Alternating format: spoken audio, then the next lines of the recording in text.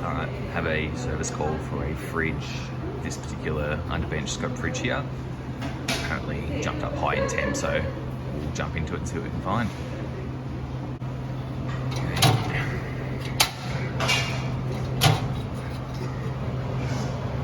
Not too bad.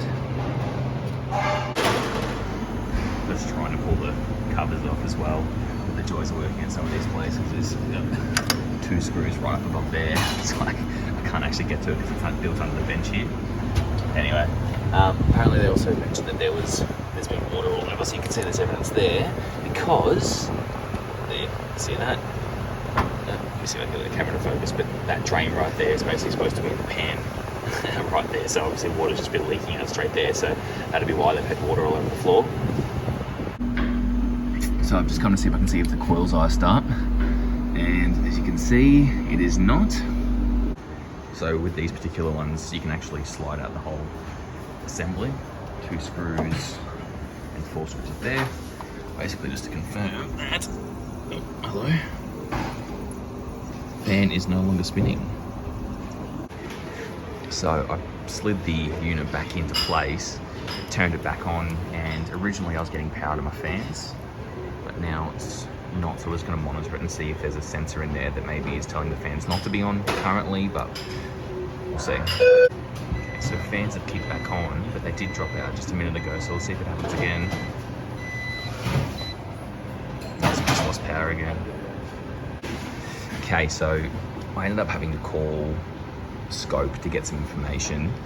Basically, the sensor inside the evaporator does tell this controller whether it's cold enough to turn the fans on. And so it was basically turning off and on for about 5 minutes, or 10 minutes I think it was. So my thought is that it's low on refrigerant, so I said that to the guy.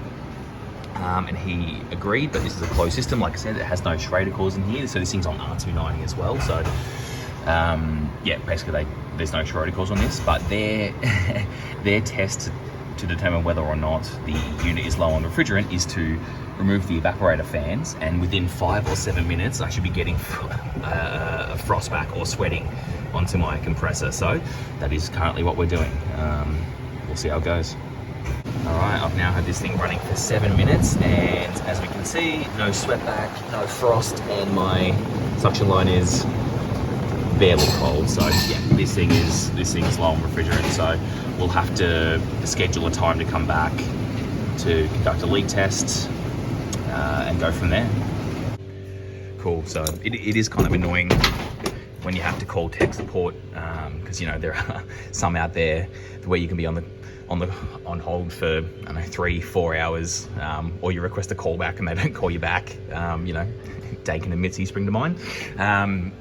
But anyway, so usually I'll try to leave calling tech support as my absolute last resort, and you know, try and scour the internet or try to find service manuals for particular units, which I did actually find a service manual for that unit. But yeah, Skope, probably don't watch this. Absolutely don't watch this. If you do, put more information in your bloody service manuals, eh?